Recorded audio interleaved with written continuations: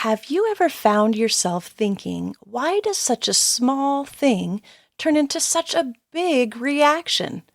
Maybe it's just the wrong color of cup, a change of plans, being told no, and suddenly emotions explode and you're left wondering what just happened. If you've ever thought, this shouldn't be this hard, I want you to know you're not alone. In today's episode, we're unpacking why some children experience big emotions over small things. We'll talk about what's actually happening in their brain and body and how understanding emotional dysregulation can change the way you respond and the way your child feels.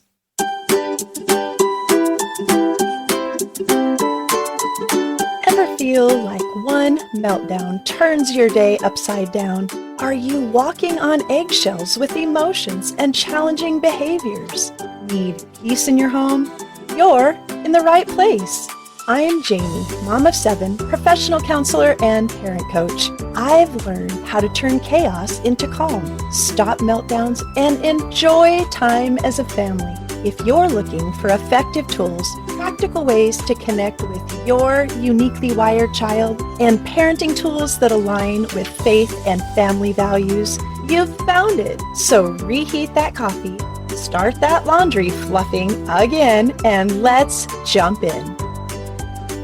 Welcome back to the Calm Connection Parenting Podcast, and I'm so glad you're here today, especially if you've ever found yourself feeling confused or overwhelmed by your child's big emotional reactions to things that really feel small.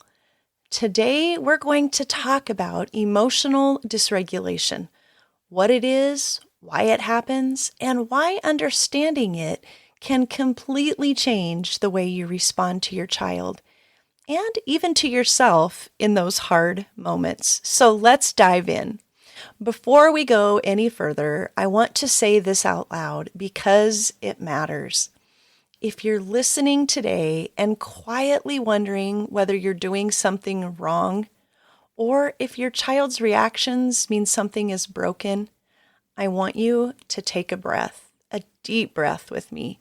You're not alone in this. In fact, this is one of the most common questions parents ask, not just out loud, but in their heads, even late at night when they can't sleep after a long day. And it usually sounds something like this. I'm struggling to understand my child. He has these huge emotional reactions over things that feel so small to me. A wrong color cup, a plan changing, a simple no, and suddenly we're in a full meltdown. I try to stay calm, but honestly, I end up frustrated and confused. I keep thinking this shouldn't be this hard. I don't know if I'm being too soft, expecting too much, or missing something important. Is my child overreacting, or am I? First of all, I want you to hear this clearly. That's a great question. And you're not the only parent asking this question. I understand. The change of plans, being told no, the wrong color cup, and that thought that sneaks in, this shouldn't be this hard. I hear that all the time.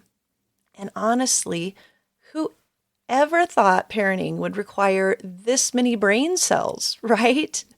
After all, we don't even get an instruction manual when we start this journey. But here's where I want to start, because this is important. Your child is not broken, and you are not failing. One of the biggest misunderstandings parents have about big emotional reactions is this belief that our child is always in control, and that if they're reacting this strongly, they must be choosing to do it. But for many kids, especially emotionally intense kids, that simply isn't true.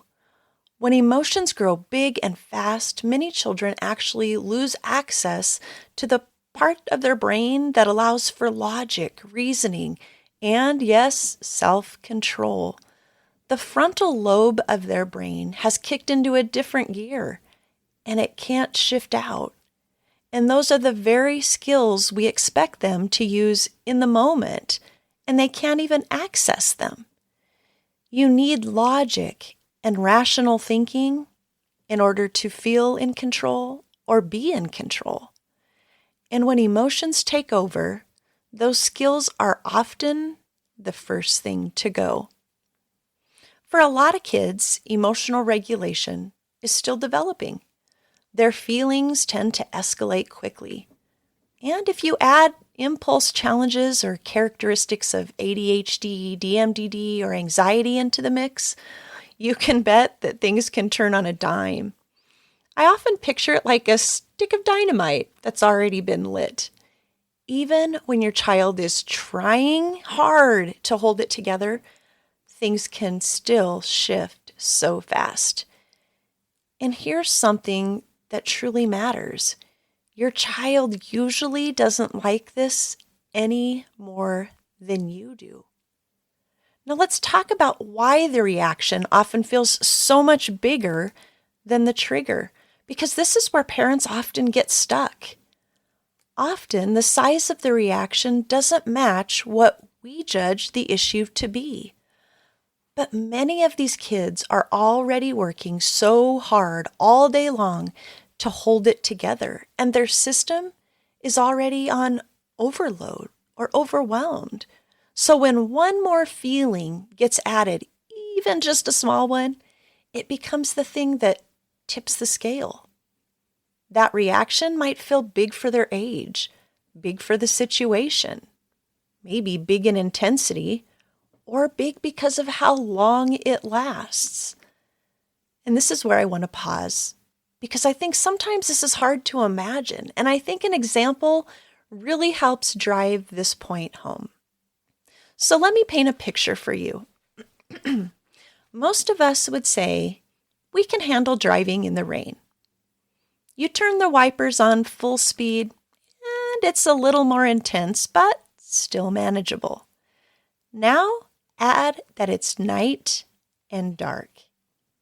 Okay, you're more alert, maybe a little stressed, but you're probably still okay. Now the radio starts losing its clear reception, and instead of music, there's that constant, annoying static in the background. Your nervous system is working a little harder now, isn't it? And then the kids in the far back seat who were quiet at first start getting restless. They're arguing, and you hear one slip out of his seatbelt and start yelling because his brother dropped his book on the floor. At the same time, your youngest in the middle seat is incessantly kicking your seat and crying, "Mommy, Mommy, Mommy!" And then your phone, which fell onto the passenger side floor, starts ringing because you were supposed to be home an hour ago. But those errands you were running took a whole lot longer than you thought. Driving in the rain, in the dark, is usually manageable, but today, with all of this added in, you're suddenly on the edge of tears. You're on the edge of shouting or pulling over and having a meltdown of your own. And that right there is what I imagine is happening in a child's world when they have an intense emotional reaction to something we think is pretty small. Do you think you might have a big emotional reaction in that situation? The driving situation, yeah, me too. In fact, one of my not so glowing mom moments involved something very similar. I'm pretty sure tears were involved. I just don't remember how many of our 7 kids were in the car to witness it. Not one of my better days. And this is why the last thing often gets blamed, even though it wasn't the real problem. Your child wasn't reacting to just the cup or the no or the change of plans. They were reacting to a string of things that came before it. And when we understand that, it changes how we see behavior. This is why that last thing so often gets blamed, even though it wasn't the real problem.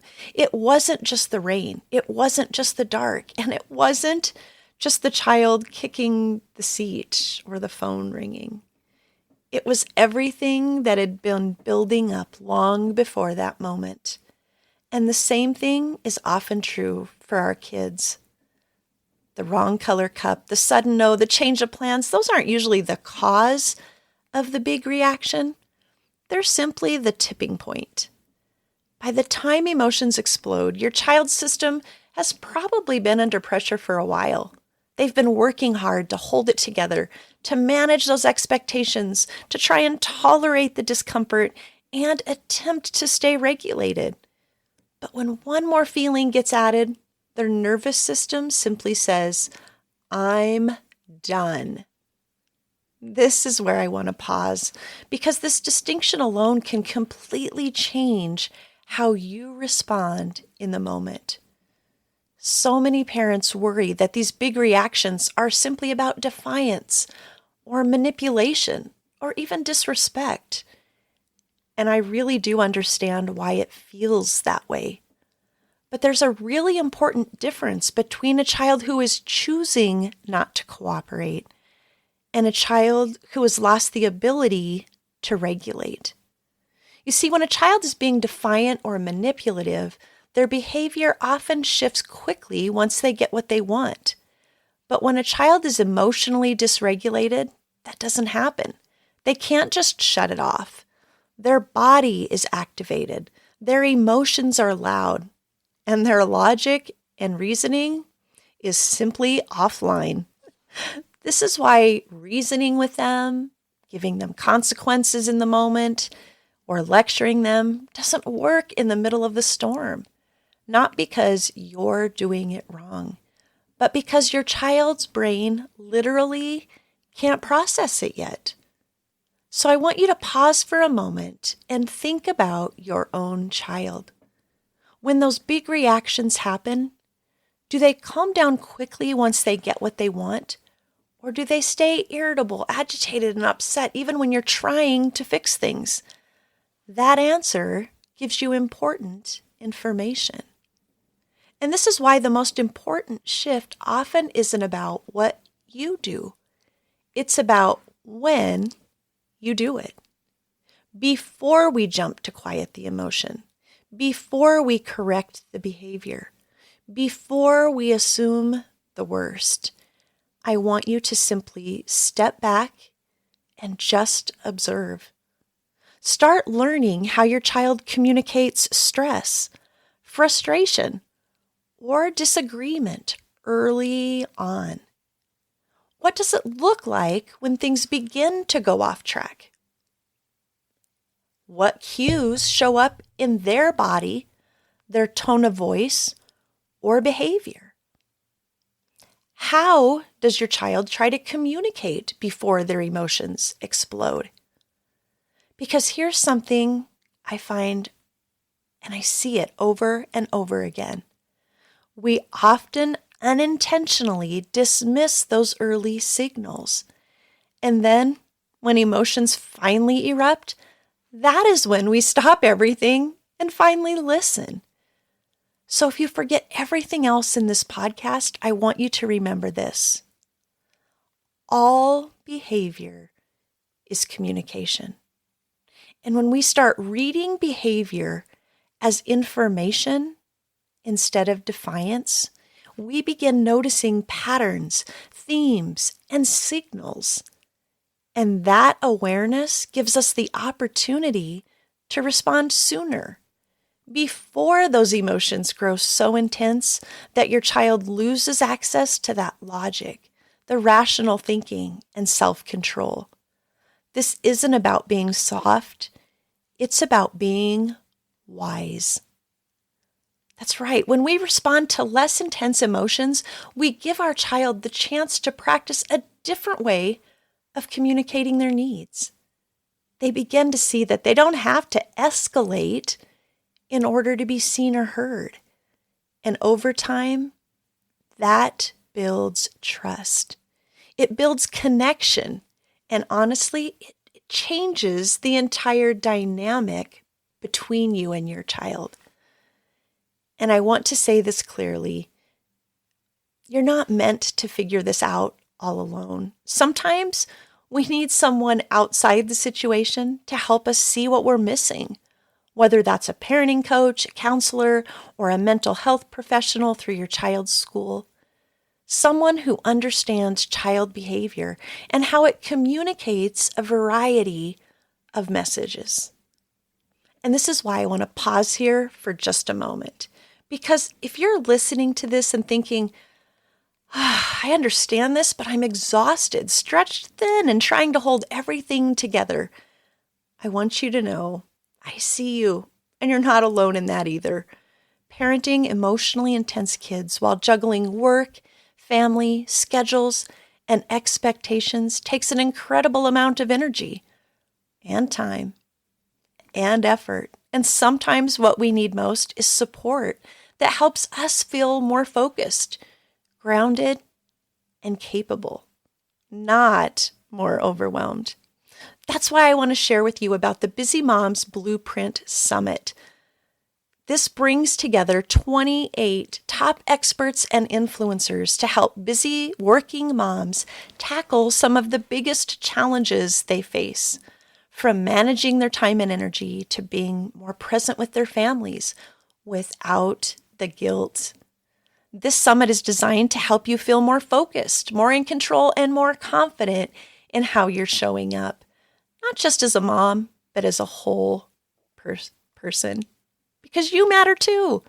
If you're craving practical support, encouragement, and strategies that actually fit real life, I'll make sure the link to the Busy Moms Blueprint Summit is waiting for you in the show notes and at calmconnectionparenting.org. This Busy Moms Blueprint Summit is where I will be sharing a session with you, and I would love to see you there. All right, now let's come back to your child for a moment and talk about what you can begin doing differently when those emotions start to build before they tip over into a full-blown meltdown. Because while outside support and resources are incredibly helpful, there are things you can begin doing right now, especially in those early moments before those emotions start building.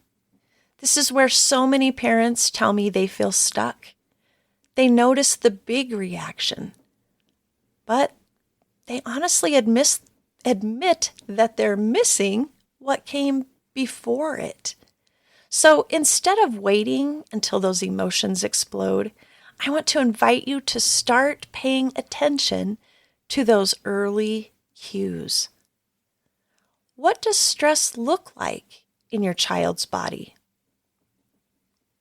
How do they show frustration before it turns into anger or tears? What does their disagreement sound like when it's still manageable? For some kids, it's their pacing. For others, it might be a shift in tone, irritability, or rigidity.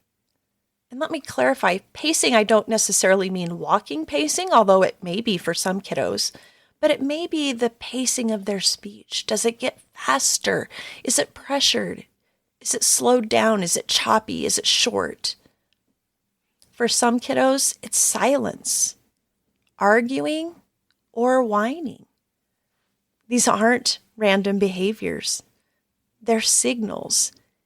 And this is where one of the most powerful shifts happens. Before you jump in to quiet the emotion, before you correct the behavior, before you try to fix the situation, pause. Just pause and simply acknowledge what you see. You're feeling frustrated, aren't you? That change was hard, wasn't it? I can see you're disappointed. Acknowledging an emotion doesn't mean you agree with the behavior. It doesn't mean you're giving in. And it doesn't mean you're being permissive. It means you want your child to know that you see them and hear them. And that matters more than we often realize. When kids feel seen earlier, they don't need to escalate to be heard. I also want to speak to the fear many parents carry quietly, the fear of being judged. You know it. Being judged by family members, by teachers, by strangers in public places. Responding with understanding early on often prevents the bigger eruption that feels even more embarrassing later. And even when things don't go perfectly, because they won't, responding with calm and clarity models exactly what you want your child to learn over time. In this way, you are modeling for your child how to regulate. And co-regulation is a very important, in fact, necessary skill. And let me say this again, you are not meant to figure this out all alone. Sometimes we need someone outside the moment, someone who understands child development, emotional regulation, and behavior to help us see or understand those patterns and to make sense of what's happening. Support isn't a sign that you're failing. It's a sign that you're paying attention and looking for ways to interact with your child in a healthy way. If you're listening to this episode and thinking, this finally makes sense, but I still need help knowing what to do in the moment, I want you to know there is a next step. Parenting an emotionally intense child can feel complicated, like you're juggling meltdowns, defiance, and stress every single day. But it doesn't have to be that hard.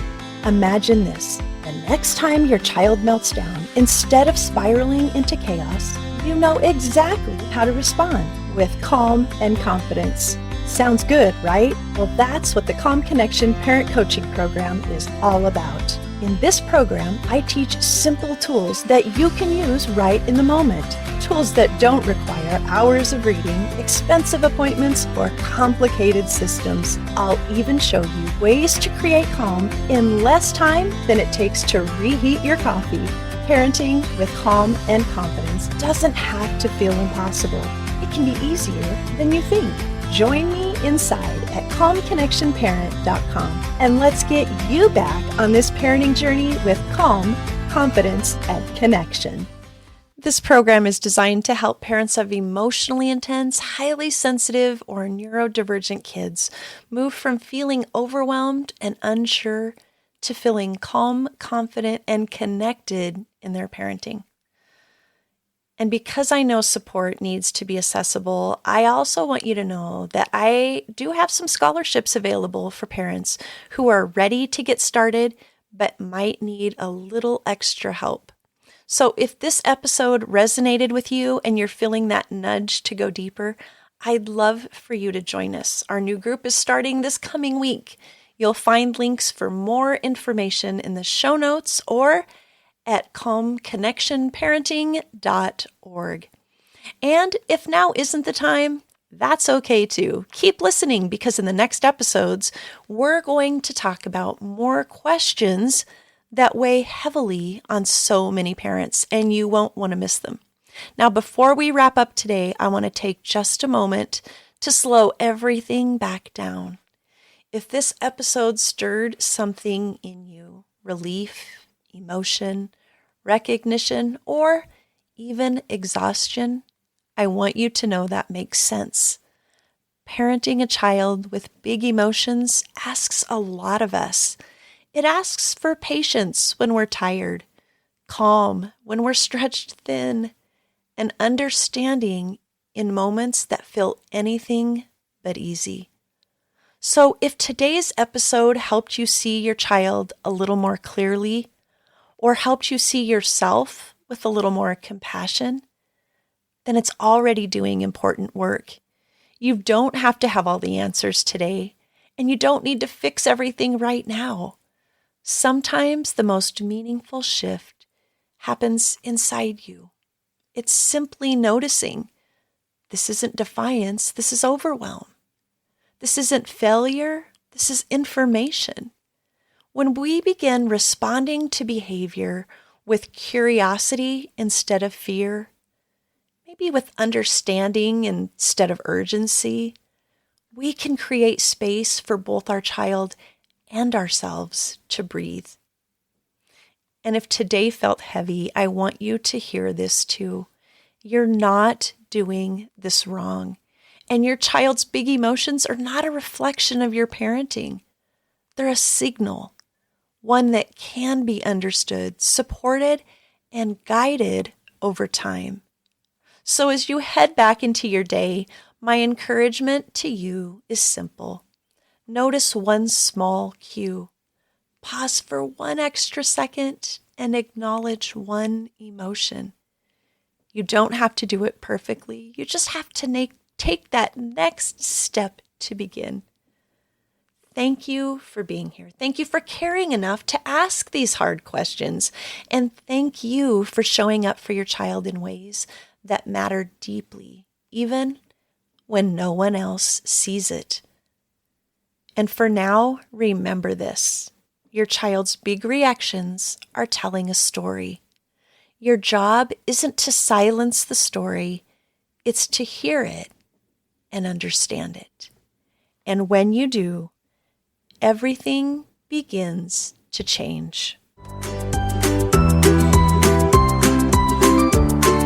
That's it for today. If you enjoyed today's episode, would you take a quick minute to follow and share it with a friend who's looking for tools to parent those big emotions? And don't forget to join the Calm Connection Parenting Facebook group. This is where I can connect with you and offer support as you walk this journey. All right, I'll let you decide whether to fluff or fold that laundry now. But I'll meet you back here next week. Until then, keep calm and parent on.